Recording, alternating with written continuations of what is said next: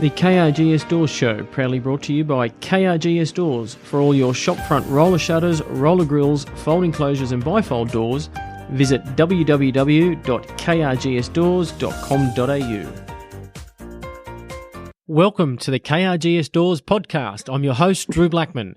The aim of our podcast is to talk to cool people with cool stories, whether it be our suppliers, customers, staff, other business owners, or people from different walks of life, and get to know them a bit better.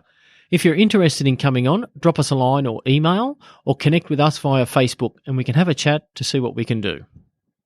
Today on episode 26 of the 12-month-old KRGS Doors podcast, I'm joined by KRGS Doors Managing Director Clayton Blackman and Managing Director of Bencee Les Wilson Construction and Shopfitting, Mr. Mick McLoughlin.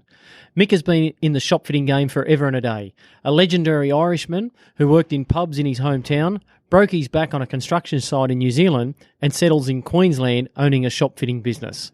One thing I noticed with Mick is his nous for remembering names. Have a listen when he tells the story for his first bank manager. I will also let you in on our next episode's guest, but for now, please welcome to the podcast, Mr. Mick McLoughlin. If this doesn't turn you on, folks, you haven't got a switch. Thank you for joining us on the podcast today, Mick. What is the Mick McLoughlin story? Well, mate, it started in 1986. I left Ireland at the age of 22 and went to New Zealand with the intention of heading back to Ireland a year later to get married. As things would happen, I fell off a building and broke my back. And then 3 months later, my fiance at the time came out and we got married a month later in New Zealand. So it was not what we expected and not what we had planned, but that's how it happens. I landed in New Zealand with $349.50. That's what I had when I left. To be precise. People ask me, why am I so precise? And I said, because that's exactly what I had, and that's what I started with and had to make do. And when I got there, the company that brought me to New Zealand were putting me up for the first 8 weeks. So with $349.50, I had to find accommodation and then buy the bits and pieces that were needed. So he met me at the airport on a Tuesday, and he said, mate, you can have the rest of the week and probably start on Monday. And I said, pig's arse, mate, I'll be starting tomorrow. And he said, what? I need the money. Yeah, I need to get working straight away. So and so I did. Regretted it a little bit because I was a bit jet lagged and everything else like that, but the adrenaline took over and we made it happen. Was in New Zealand for 7 years, loved it, and then got offered a job in Queensland by a company called Forrester Partner, they were at the time. They brought me over here and started at a housing commission job in Chermside as site manager, and then moved from there. So, Mick, what were you come out from Ireland, mate? What part of Ireland were you living in or brought up in? Kildare, which is a county just outside Dublin. So I would say probably 50 minutes drive from Dublin on the east coast. It is a very cold place, I could imagine. It is. Probably most times of the year. I think anybody who has visited, you get 6 weeks of summer, and the rest is pretty. No. You get 6 hours of summer over there in Ireland, mate. Not 6 weeks. You're getting. Yeah, it's a bit like that sometimes. But I often say to people, if you could move Ireland to Queensland, it'd be heaven on earth. Oh, imagine that. And what were you doing in? You went to NZ, mate. What were you doing over there? I went over as a carpenter, went onto some of the high-rise buildings in Wellington with a company called Angus Construction. Got offered a leading hand position after a couple of months.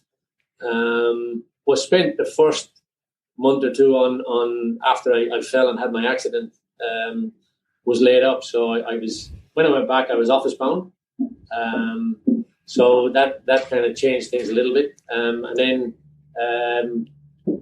moved on from there to was with them for the period I was there until they went into bankruptcy, and then I went on to building a hospice, and then I managed an Irish bar in Wellington for 2 years and worked in the prison service. An Irish bar, did you say? An Irish bar, yeah. Wow. Bad news for an Irish man to be running an Irish bar. I was just going to say, that's like bloody letting the guys in the jail with the keys. You know what I mean? That's someone running the asylum. So I when you talk about jail, so my full-time job was a prison officer, and my part-time job was managing an Irish bar. So combine those two, and you've got a fairly good concoction. Let me tell you. Wow, I can see why you're a little bit of a loose cannon now. Yeah, there you go. Hey, have you been back to Ireland recently, mate? Where do you try and get back there at all? Yeah, man, I go probably every 18 months. I come from a fairly large family, as in I've got 5 brothers and 1 sister, so it's a good Catholic Irish family. My mum and dad are still alive. In the early years, we didn't get back much because we couldn't afford to. Recent years, I can. Unfortunately, because of COVID, I haven't been back there now for a couple of years, and probably won't be another couple of years before I do get back. Yeah. Mum and dad are 80 and 79 respectively, and the last time I was there, I thought, looking at my dad, it might be the last time, but hopefully not. But the way things are and international travel, I do hope I get to see them again. Yeah, mate, you got to get back there. And where do you fit in with your siblings, mate? Are you the oldest, youngest? No, I'm the second oldest, and I've got an older brother who was commissioner of police, or assistant commissioner of police, and was forever spent his life studying. And while he was in the bedroom studying, I was out the window kicking football. And my dad always says, even to this day, that the rest of the boys all followed my example. None of them followed his example. Wow. And he said, why is it that not one of them could follow Tony's example? And I said, because I was having too much of a good time. He was studying. I became, I suppose, the black sheep of the family in a sense, and then decided at 22 to leave Ireland, and none of the rest of them did. They've all come over here for a year holiday and said they'll come back, but they go back to the fun that Ireland is, and don't bother coming back here. So, yeah. So, you're a carpenter by trade. How did you start in the shop fitting industry? Oh, it's pretty simple. I was working for a company here in Australia called Mirvac. Everybody knows who Mirvac are. Yeah. And I was construction manager with Mirvac for 7 years. One night I was working late, as I often did. It was about 9:30 at night, and the lights all went out. And being the crazy Irishman I am, I ran up the office cursing and swearing and carrying on. Who's after turning out the lights? And I thought it was the security. But when I got to the reception, it was actually the CEO, Chris Freeman, and said, "Oh, sorry, Chris, I thought it was one of the cleaners or security that turned off the lights." And he said, "What are you doing here?" And I said, "Oh, man, just finishing off a day's work." He said, "Oh, come and see me in the morning." He said, "This is ridiculous. I'm on my way home from a function, and you're still at work." So next morning, I got his secretary come over to see me and said, "The boss wants to see you." I said, "Oh, I know what he's looking for. Tell him I'll catch up with him a bit later." She was back in the doorway within 5 minutes and said, "Chris said, get your ass over to his office now." So headed over to his office and walked in, and he said, "Mick, I believe you do these hours all the time, that you're here every night till 9:30, 10 o'clock. So I proceeded to tell him how my day went, that I go on site mornings and during the day, and then I come back to the office and catch up with my paperwork. And he said, "Well, that's crazy." He said, you're micromanaging your guys on site." And I said, "Well, that's just the way I roll." And he said, "That's, to me, that's ludicrous. You'll need to try and manage it a little bit different." The following weekend, I was sitting at home, and people find this hard to believe, but I was sitting at home looking at the football, the rugby league, and had the newspaper beside me. And as true as I sit here, the newspaper flicked open on the businesses for sale. And it was a business in Maruka called Les Wilson Detail Cabinet Makers. And jokingly, I said to my wife, "Hey, darling, this is us. What do you reckon?" And she looked at me like I had just lost the plot completely. And that was kind of the end of the conversation. I rang the agent on Monday, had a meeting with Les on the Tuesday. Les is an icon of the shop fitting industry. He's very well known. Spent 3 or 4 hours just chatting to him. He was a great old bloke to have a chat. Sat down and had a chat, and I left there thinking, Jesus, what a good old bloke he is. And you know, maybe it is for me, maybe it's not. In the meantime, I got pretty busy.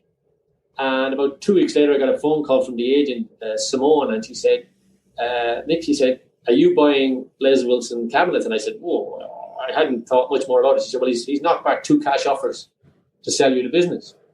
And I said, oh dear, I really didn't make any commitment. And she said, okay, do you want to give him a ring? So I rang Les and I said to Les, hey, mate, Mick here. He goes, Mick, the Irishman. He said, how are you going? I said, good. We had a bit of a chat. I said, mate, I believe you've knocked back a couple of cash offers for your business. I'm sorry if I misled you, but I didn't actually definitely say I was buying the business. And Les, in his fashion, said, I never said you did. And I said, oh, okay. He said, I didn't like the other 2 blokes that made the offer. I quite like you, he said. And he said, if you don't buy it, I'll put a padlock on the door and walk away. And I said, oh, okay. So the story goes on that I went into, I was out and about on that day, and I went into a Westpac branch in Morningside, which wasn't my branch.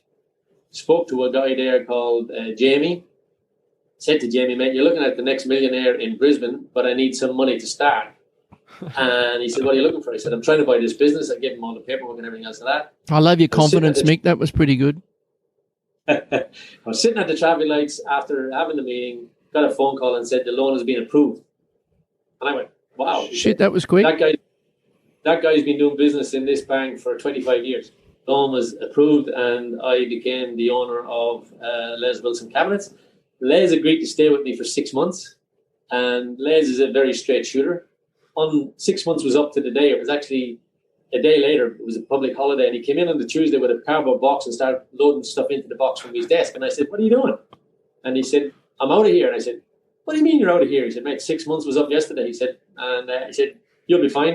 And I said, oh, shit, Les, you can't leave me. And he goes, yeah, nah, there's not room for 2 of us here. And I said, and the deal was that we shared profit during that 6 months. Well, poor old Les never got a cent in that 6 months. Not because we didn't do it, it was just because we were busy and we never bothered kind of dividing it up. And he said to me, he said, look, Mick, he said, see how you go at the end of the financial year. If you make a quid, slip something into my bank. If you don't, I don't care. He said, if it's $20, it's $20. If it's $2,000, it's $2,000. And I went, and money didn't mean anything to Les. He was very successful in the industry and had made his money. And I forever grateful for the start he gave me as well, because that 6 months was just invaluable. But anyway, when he left, there was one day during the 6 months that he went to the toilet, and he came back up and he said, I'm not an emotional man, he said, but today you've made me give me a bit of a tear in my eye. I said, why is that? He said, well, I know you're putting your own stamp on the place, but that saw that you're putting on in the throwing out on the tip, he said, is the first tool I ever made money with, he said, and my apprentice's dad made it for me, he said. So that saw made me a lot of money. So the day Les walked out of the business, I brought the saw back in, stripped it all down and rebuilt it, and got it delivered to his house a few weeks later. And the 2 apprentices that delivered it said that Les cried and said he appreciated that more than any money in the bank. And I had a little plaque made for Les Wilson at the beginning. And the only criteria I made was that when he died, I had to get the saw back. So about 3 years ago, he moved into a retirement village and rang me and said, you better come and pick up your saw. And now it has quite a place in our boardroom. I have had the opportunity to visit Mick and his office and his wonderful establishment he's got there. And he did tell me that story when I went up there. And it's in pride of place there in the boardroom, and he's got the plaque there. And he told me that same story. So, mate, yeah, it's a wonderful piece of history of your business there that you've got on show. So you should be very proud of that. I am, and it's even more so now because Les passed away last year, which was a sad day for us all, for me personally and for the industry, because he was made an icon a few years ago, and he was a gentleman, that's for sure. Mick, what year did you buy in the business, mate? 17 years ago now. So who's counting? Yeah, exactly right. It doesn't feel like 17 years, let me tell you. No, it goes quick. Some days feel like it, but the time has shot through. It's hard to believe. And the factory I've got now is across the road from the one I bought off Les. So I just moved across the road, and so I've kept a few sheds around the end of the street here. So you mentioned there, and the business now is Bencee Les Wilson. Yeah. Tell us a bit more about that. So how many employees do you have? I understand it's partnership with your lovely wife, Veronica. So, yeah, tell us more about the business. Yeah, so what happened was I never had intentions of changing the name of Les Wilson Detail Cabinet Makers because, as far as I was concerned, Les was so well known in the industry. Mick McLoughlin was just a blow-in that was only just starting business. So why would you change the name? Les Wilson was the brand. Exactly right, and I in kind of, I suppose, his honour as well. I love that his name is still over the door. So McDonald's at the time was his biggest client and still is one of our major clients. And I'd been with the business about 6 or 8 months, and a development manager from McDonald's, Chris Sheehan, said to me, Mick, I believe you have a license to build up to medium story. I said, yeah. He said, well, how come you're not doing our building work? And I said, well, I bought a shop fitting business, not a building business. And he said, well, a lot of our refurbs, you are working for a builder who has a smaller part than what you actually do. So it would make more sense if you were doing the construction side of it. And it did, but I kind of felt I probably needed to have a different identity with the construction side of it. And we ran as Les Wilson Detail Cabinets for the first 6 months or so, and everybody kind of scratched their head at how come a cabinet maker was actually doing the building work. Yeah. And it was a bit of a negative for getting new clients because they didn't see us as a builder. Yeah, you're not going to go to a cabinet joinery guy to build your next construction. Exactly right. So we decided then to form a construction company. Bencee, and Ben's my son, who is now in the business as well, and Kira, which we short of that is Key. So Bencee became the construction side of the business, and that's where the new name came from. I've got 20 employees at last count, and then 40 or 50 contractors, I think. So yeah, and we've actually dabbled a little bit now in some domestic work. We started to do some housing and some insurance work. So when COVID hit, we decided we had to diversify a little bit more. And you did. And a few opportunities came along the way, and we decided to go with them. And now it has become probably a bigger part for us than what the shop fitting side of it has. Hopefully it gets a balance again soon, because I sit here looking out at the factory and I love to hear those machines ticking over full whack. Joinery. But but at the moment they're running, but they're not running as quick as I'd like to see. Yeah, I think it won't be long, mate, and it'll be back to normal. In that, so you've been in the game for 17 years. What's the biggest changes you've seen in the shop fitting industry? Jeez, well, mate, probably to me the biggest change has been the introduction of project management companies, as in companies that work out of an office and don't have any overheads, and yet you're competing against them when you've got your factory, 20 staff, and 20 staff, and all the overheads that come with it. So they kind of came as like an avalanche, really, and one company in particular, we won't name names, but he came in and made ridiculous offers to the shopping centres and took away a lot of, I suppose, control from the smaller shop fitters, as in, the loyalty went out the window. And then, to me, the second biggest change in the industry was the bringing the gear in from China, bringing furniture and equipment in from China. It very nearly crippled our business early in the piece, because we kind of, I suppose, got ourselves at all our eggs in one basket. Luckily enough, just before the Chinese invasion came, we had diversified a little bit and started to change, and it was what saved us, because our direct opposition in the McDonald's world went into receivership probably 6 or 8 months later, because they didn't make the same changes we made. You're not the first shop fitter to comment and talk about joinery coming in from China, mate, either, in that scenario. Yeah, and it's a client's perspective too, and I know everybody's in business to make money, but I know the first 2 years of the furniture coming in from China, we spent more time fixing that furniture than what we did making furniture. It was just ironic, and then they got a little bit better at it in China. I think mainly because a lot of Australian companies went over there and started making it themselves in China. Yeah, and I think one thing probably, Mick, that you'll be able to see, if you haven't already seen it now, but you'll see it very shortly, is a lot of clients like you have are now not going to be looking for joinery from overseas because of COVID and so forth, with the timing and shipping it out of overseas to get it over here. I think you're going to see a lot more joinery companies doing a lot of work from Australia. I'm hoping you're correct there, Clayton, because the biggest issue we got, and I'm a very massive fan of trying to get us back to Australian made and keep it at home.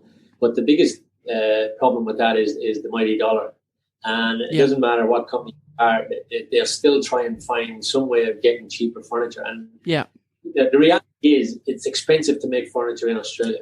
That's the reality. We pay higher wages. True. We pay more for materials, and unless the bigger end of town are prepared to accept that you pay a price for what you buy at home, then I don't think it'll be much, because I heard rumours that they're looking at places like India now for getting the stuff made. So it's only just going to move from one country to another that has low wages and millions of people to do it. Yeah.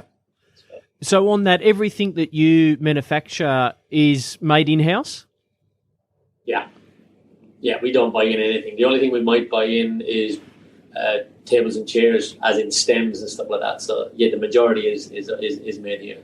That's quite, I shouldn't say it's unusual, but it's going back onto that China invasion. We've seen it being a supplier to shop fitters that that sort of trade is dying as such, where the China invasion has happened. Yeah, and it's I mean, it's an ill wind that doesn't blow some good, and the COVID, as bad as it is, and it's a world pandemic, and I'm not trying to say that any good comes out of a pandemic, but it probably did get people thinking again as to, we got ourselves into that situation. We relied on one country to do everything for us. Yeah. All of a sudden now they're controlling it. And if you just go outside our industry and look at coal and the amount of coal that the Chinese have stored to be able to control the prices. Yeah. And that's what they do. And they're an economy that just sees one thing, and that is controlling everything. And when countries let them control it, then that's when you get into the situation we've got. And people have all sorts of theories as to how COVID started and everything else like that, and it was all about China rule, and I don't believe that, but I do believe that they want the rest of the world on the back foot, that they want to be able to control what happens in the rest of the world, and they do a fairly good job of it. I think COVID might have changed that, and some of the other countries around the world will probably benefit from it. Yes, certainly. As a business owner, what are the biggest challenges you face in business? Getting good people. Yeah. We've been lucky enough that most of our staff are long-termers. We've got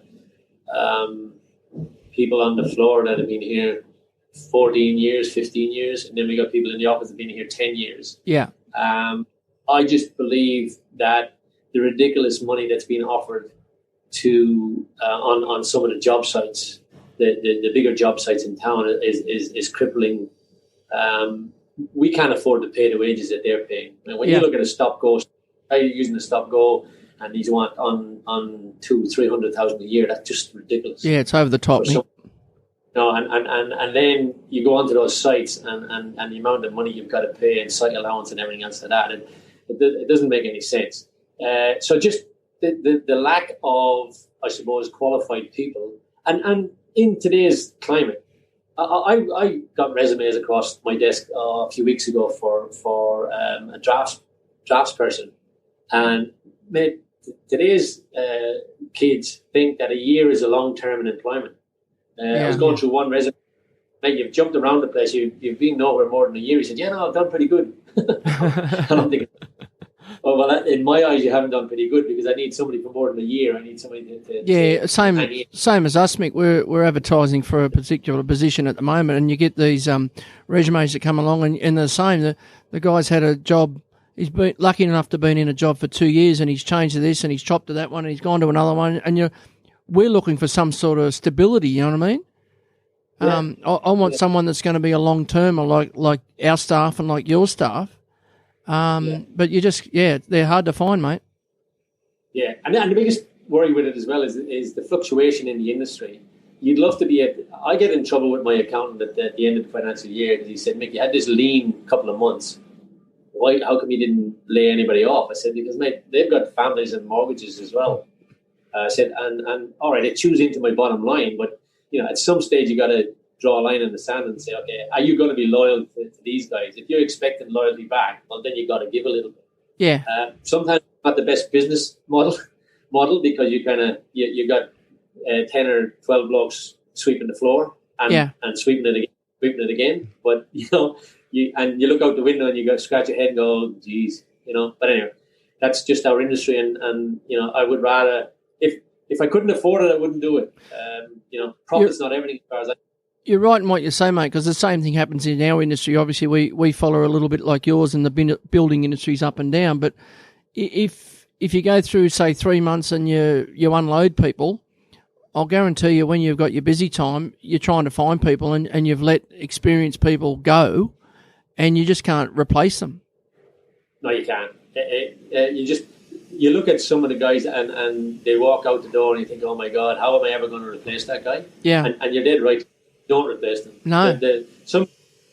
Just having the experience and just being around the place. I had a labourer here, and he's pushing on in years, and the guys call him George, and George of the Jungle, because he's been known to run into a tree that in the middle of the street with the van. So the fact that the film Watch That Tree, but it came a time when we were quiet, and everybody was talking about letting him go, and I thought everybody loves him. He's just a lovable bloke. He's an accident waiting to happen, but where's he going to go if I let him down the road? Yeah, it was the way I thought it was. No, he inevitably the obvious happened. He busted his knee falling down a step, lifting a carcass or something. So he's been out for 3 or 4 months now in compensation. Right. But I couldn't. In my heart, I just couldn't let him go down the road because I just felt he's not going to get a job anywhere else because of the age he was and because of just who he is. So, yeah.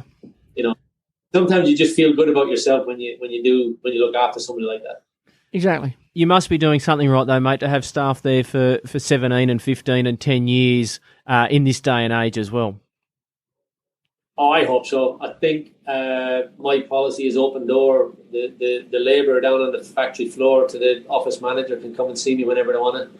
Yeah. I usually try to go for a walk around the factory and have a chat with those blokes, and some of the new blokes look at me and go, wow, what are you doing here? And it's only just to say g'day and how is everything. And everybody who walks in the door, I make a point of sitting with them and saying, your personal business is actually none of my business, but if it affects your work, it can be.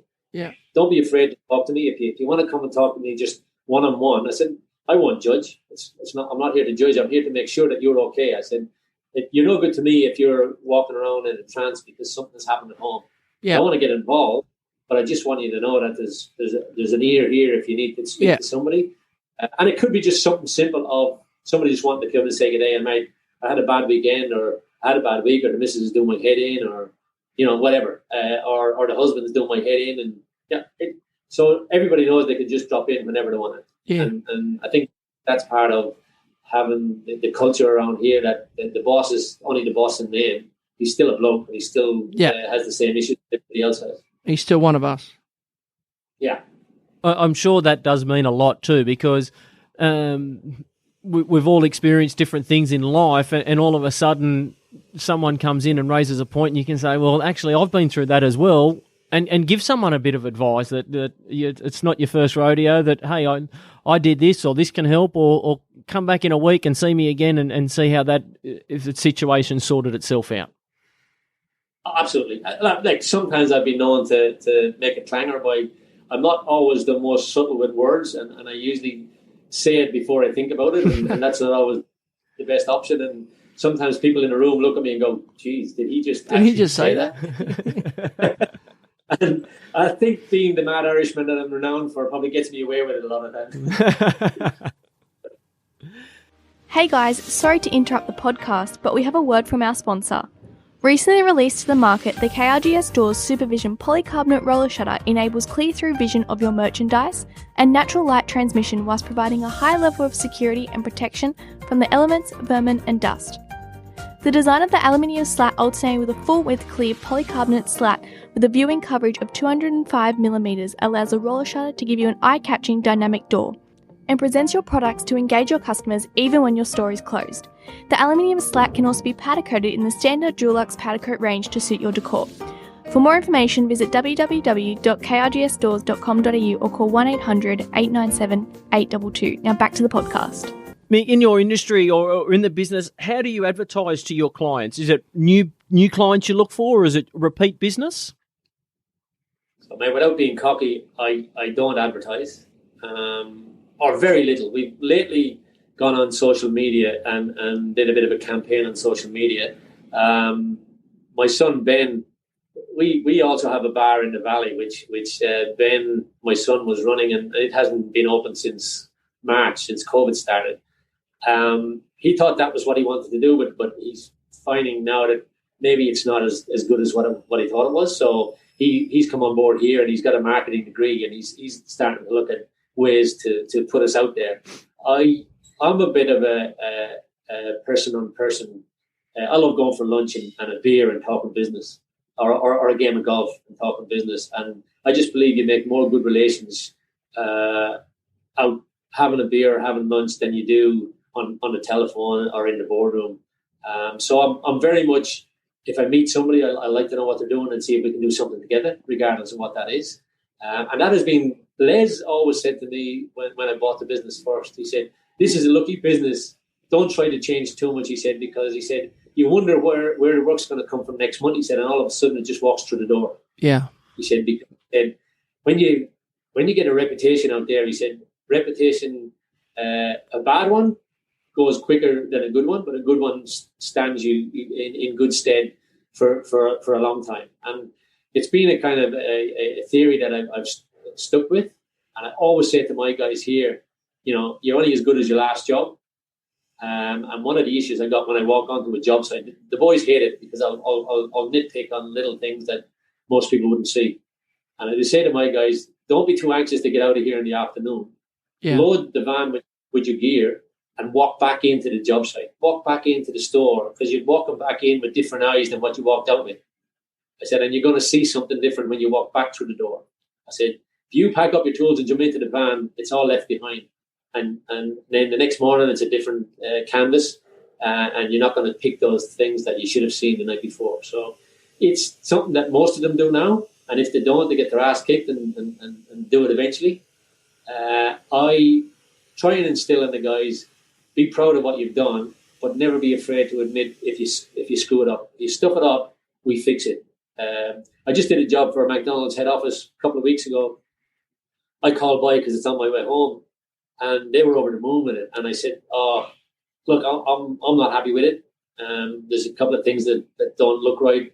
I'll have somebody back here next week to fix it." And they said, "But it's fine. It's a lot better than what it was." I said, "Better than what it was is not good enough for us." I said, "People walking in here will know who did this, and I wanted to know that, but we did it properly, so that they know they're going to get. That's going to be their job when it happens." So it's more reputation than anything. As I said, Michael Casablanca said to me a few years ago, he said, "Mate, you can't survive without social media," and he's right to an extent. You've got to be out there and doing it and showing off your product, and it has brought a few new leads in the door. But as soon as a lead comes in the door, I'm making a lunch appointment. That's an excuse for a lunch appointment, Mick, you reckon? Hey? I don't need an excuse, Clayton. Exactly, mate. You have taken me for lunch. Yes, exactly right. Anytime you put an invitation out there, you've got to come for lunch.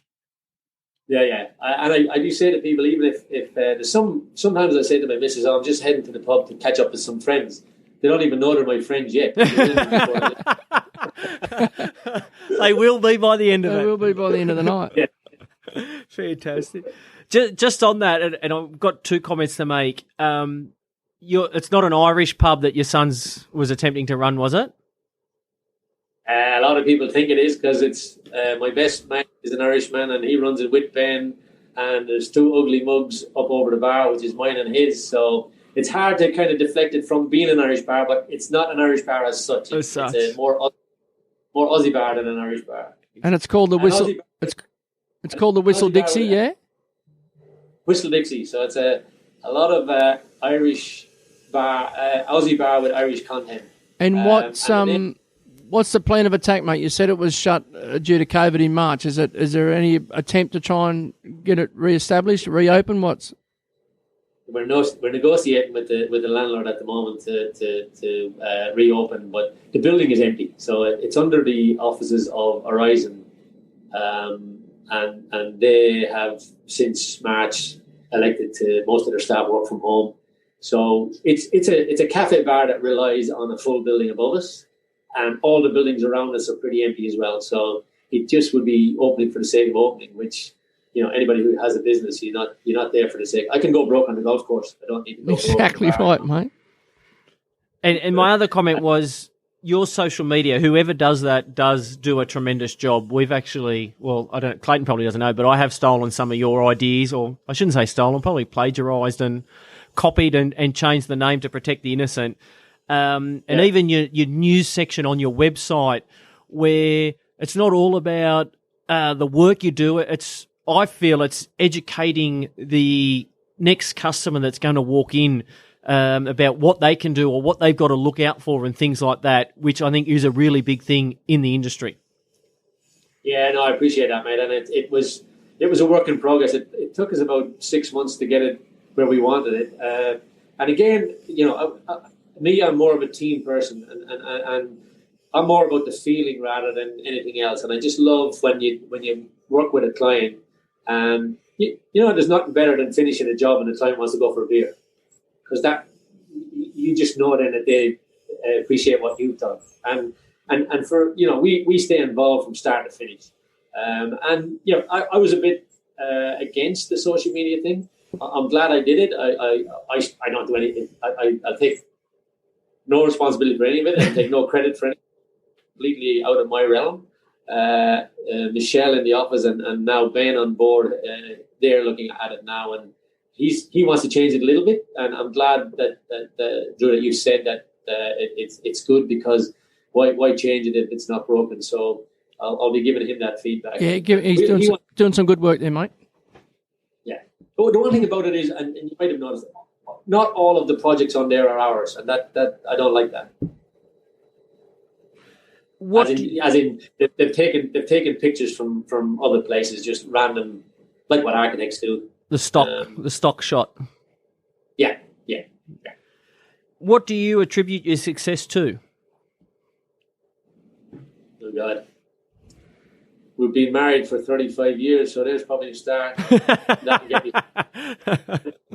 That'll get me some bonus points if she looks at this podcast. I suppose being honest with everybody, and being honest and knowing you've done a good job, and be proud of what you've done, and walk away knowing that you gave it 100%. And relationships, relationships with people in the industry, with the icons of the industry, and with everybody that you meet. As I said, to me, there's no pedestals as far as I'm concerned. Everybody stands on 2 feet on the same level. And as far as I'm concerned, every bloke's a bloke, every Sheila's a Sheila, and you treat everybody like you want to be treated, with respect, and say good day to everybody. Yeah. I'll say hello to people regardless of who they are, and they look at me like I've got 2 heads. Like, well, I've never seen you before. What, you know? Do you think you know me? And you know, that's just the way it is. And I'll still open a door for a lady. I got hit up for it one day. This woman said to me, "You don't need to hold a door open for me." She said, "Just because I'm a woman?" I said, "No, I'm not saying that you're a lady. I'm just saying I'm a gentleman." That is a good comeback. I know you're pretty big on the relationships, mate. You pride yourself on it. Yeah, no, it's you know, I mean, if you can't wake up in the morning and know that you're going out into the world to meet somebody new or make a difference, then may as well stay in bed. I just love being out there and just having a bit of fun. Everybody who knows me knows I like having fun. You do like fun. You are the minister for fun.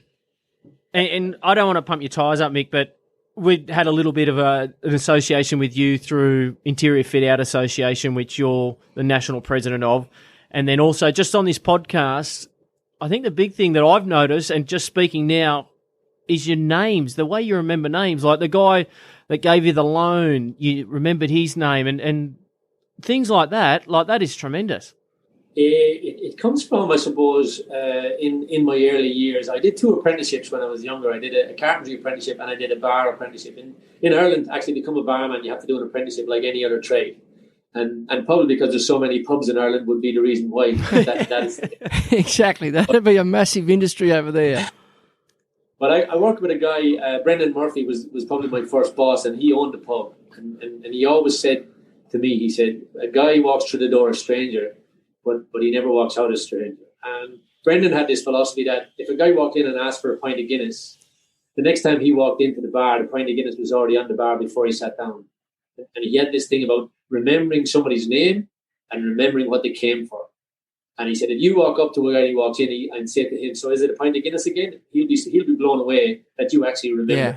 First, remember his name, and secondly, you remember what he had the last time. Now, he might not have the same thing, and more these days, but back then, nearly everybody had the same drink every time they walked into a bar. And it kind of resonated with me that to make somebody feel personal, be personal. And there's nothing better than somebody saying to me that I'm only meeting for the second time, hey, Mick, how you doing? It's just gives you a boost like no other. How unusual is that story? An Irishman, a bloke called Murphy in an Irish pub. Like, that's a trifecta. Hey, Murphy with an apprentice called Mick. Yeah, exactly. Yeah, there you go. And his mate Paddy. That would have topped the story completely. Yeah, that's as Irish as Murphy's pigs. Mate, that would have topped. I'm waiting for the punchline for the rest of the joke because that's how they usually start. 2 Irishmen walk into a bar. Yeah, Mick and Paddy. Away from work, mate, how do you relax? I've got a couple of interests. My main interest, I suppose, one of the big interests is golf. And it kind of leads. I'm actually at the moment in training. You might have noticed I'm a little bit slimmer than what I have been. I've lost 7 kilos. I'm in training at the moment for a world record. I'm at this stage waiting for it to be sanctioned by Guinness, so it's not sanctioned by Guinness yet. But I'm in training to play the most golf holes in 7 days, and it's to raise a minimum 250,000 for Ronald McDonald House. So I'm hard in training with that at the moment. My hands are all welts. I've never even had this many welts when I was working as a carpenter, which begs the question. But I've played 40 of the last 45 days. I've played golf to get in, and I've got a personal trainer, a nutritionist, and I've got some corporate sponsors coming on board. So that's what's keeping me busy at the moment. I told the guys here at work late last year that I was going for this record, so I said, you won't see much of me, and they said, what's changed? So tell us about this world record attempt. What's the record? How many holes? Is it continuous holes over so many days, or what is it? So I'll go back a little bit and tell you how the story happened. I'm on the board of Ronald McDonald House, and middle of last year we were sitting in the boardroom wondering how we're going to raise funds because we couldn't have our ball, we couldn't have our rally because of COVID, and we were wondering where's the money going to come from. So I kind of left that meeting and thought, geez, we got to come up with some way to get different money than what we've been getting over the years. And I went down to Tenterfield one weekend for a game of golf, and I came out of the toilet and there's this memorabilia on the wall of a guy, Rusty Gate was his nickname. Of course it was. He had played 1,800 holes in 7 days, aided by a golf cart. And I took a photograph and went back to the bar and said to the boys, hey, have a look at this. I can do this. And they said, what? I said, 18 holes in 7 days, and they all had a good laugh and said, you're kidding yourself. I did have a few beers under my belt at the time, I must admit. So next morning we're at breakfast and they reminded me that, what about this world record you're going to break? And I said, what are you talking about? They said, this world record, so many holes in 7 days. And I looked at the phone and I said, yeah, actually I can do that. So came back to Brisbane and looked it up, and it had gone from 1,800 to 2,000 holes. And a guy by the name of Gino Benelli from Idaho in America holds the record at the moment. We've become good friends on Facebook and Messenger, and he's actually helping me. Wow. He's had the record for 9 years and said, mate, it's become part of my life, and I don't really want to lose it. But he said, I knew it was going to come someday. He said, so he's going to, number one, sponsor me, and number two, he's helping me to how to get there. So what's that?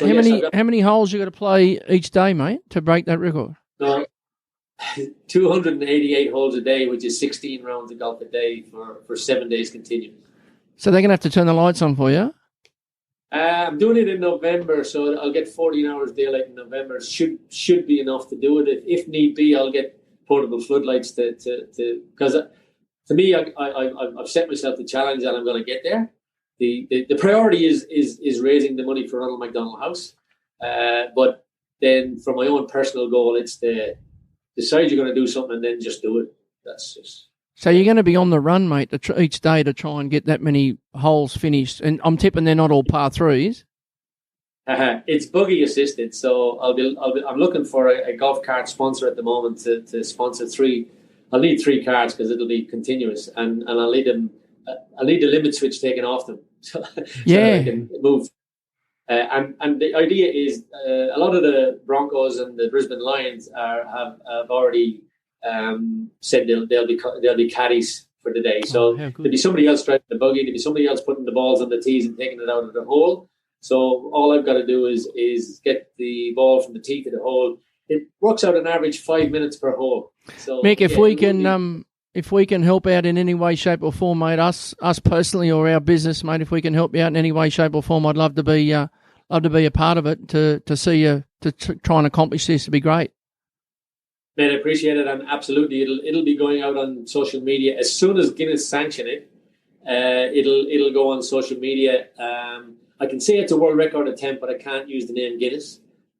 I can talk about it like this, but I can't say it's a Guinness World Record. Yeah. Until once they sanction it, then we'll go full on into promotion and everything else like that, and start building up with it. The Golf Central at Brisbane Airport have come on board, and I'm now an ambassador out there, and I can go out there and just hit balls. They've got a driving range out next to the airport, and I can just go out there and hit balls every day of the week if I want to, and they're giving me a coach as well. So that's pretty good. So yeah, mate, I appreciate the offer. I will watch this space. It was supposed to get sanctioned last Thursday, but haven't heard from them yet. If they don't sanction it, I'll still go for a world record. But everybody knows that you just want that tag in front of it saying Guinness to make it. No, mate, tremendous effort. Good on you. So back to Drew's original question, Mick, and I think you're off your head. How do you relax? Because there's no frigging way in the world that's relaxing, mate. Like that's. Well, yeah, it used to be my relaxation. The golf was, and that's now. Somebody said you'll either hate it and never want to play again, or you'll love it more and want to play more. But I'll see how it goes after that week. But then my other love is obviously the NRL. I work with the Broncos. Have done for 3 years now. I'm in a group called the Stable, which is a group of 10 business people who are on board to mentor the players for life outside football and life after football. And it's basically it's as simple as one of them just wanting to grab you for a coffee and have a chat with somebody away from the game or away from the club, or somebody who wants to go into a business investment and get some advice off you. And we're there for whatever they want. So it's when you love a team like I love the Broncos, then it's an easy job, and I love doing it. Some of the kids are a bit hard to crack because they just see you as another business person who, you're just another suit with them, and until you actually get personal with them and they get to know who you are, then most of them jump on board and love to have a chat with somebody different. And then outside that, I got an Indian Dark Horse motorcycle, which I like to get away as much as I can, just shoot the breeze and forget about everything. My wife refuses to get on it, and that's not a bad thing because that means I can go away on my own. She's the smart one in the relationship, obviously. Yes. Now, to wrap up the podcast, we ask our Fast Five questions. They're just rapid fire, just to get to know you a little bit better, Mick. What would be your last meal? Oh, coming from Ireland, that's an easy one. Roast meat and vegetables. That'd be my stable diet, and that's what I'll ask for if it's to be my last meal. Can't beat it, mate. Is that part of the discussions with the nutritionist as well? Is that in the menu? No. No. A long way from a nutritionist. A long way from yeah. But there's a lot of things that I eat a long way from a nutritionist menu. That might be the first meal back when after the 2,000 holes, Mick, that night, a roast dinner or something like that. Oh, absolutely, man. If I can stay awake long enough to eat it will be, yeah. Because on the run for 7 days, I'll be probably snacking most of the time anyway. So yeah, that and a cold beer. Well, you might have just answered that. Your drink of choice. Oh, mate, a beer of any description. I don't even look at the label. If I have a beer on my hand, I'm pretty happy. And a nice glass of red. I'm a bit of a red wine whore, actually. So I'd like to say I collect red wine, but I drink too much of it to collect it. You're just collecting empty bottles now, Mick. What about Guinness, mate? Are you a fan of the Guinness? I gotta be in the mood to drink Guinness. Patrick's Day, you kind of feel loyal that you have to have a pint of Guinness on Patrick's Day, and one pint leads to another. And by the time 10 or 11 o'clock comes, I'm elephant's drunk, and there's one sure way to get really drunk, and that's on Guinness. And then the next day, you remember you've had a keg of Guinness. That's steak and eggs in every glass. Yeah, exactly. Your favourite holiday destination? I would have to say probably the snowfields of Japan. Wow. I love snowboarding. You're always guaranteed powder over in Japan. The Japanese people are so friendly. I just love how hospitable they are, and they can't do enough for you. And then just being on the snowfields as well is and second to that would be probably Queenstown in New Zealand. Very nice. We haven't had that one. No. What is your favourite movie? If I was to go back years, Jungle Book would probably be my all-time favourite. I'm probably a bit too old for that now, but I used to love the bare necessities and all that. Old Baloo was one of my favourite characters as I grew up. And then after that, Rocky. I'd watch Rocky over and over again and still enjoy every minute of it. What's the best one, mate? One.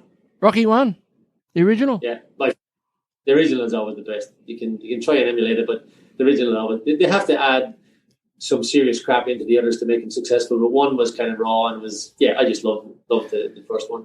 Do you think on this world record attempt, mate, you can have the Rocky music in the background at the golf course or something like that? You know, as you're coming probably up to the tee.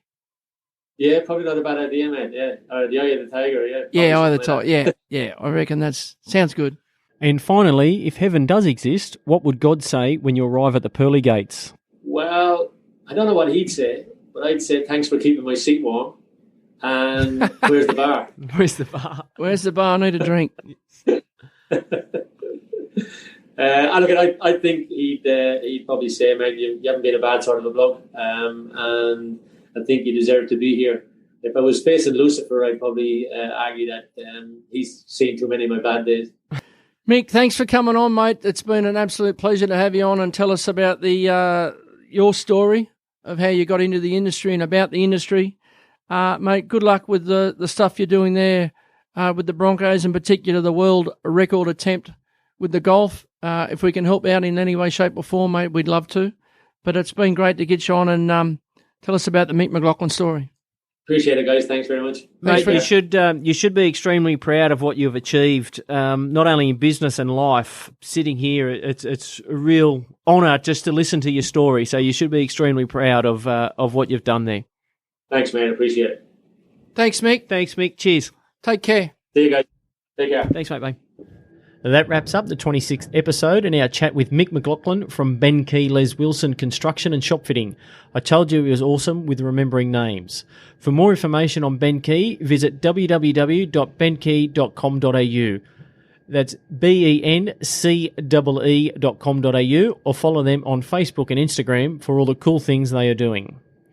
Also, keep an eye out for more details on Mick's world record attempt for most golf holes played in 7 days.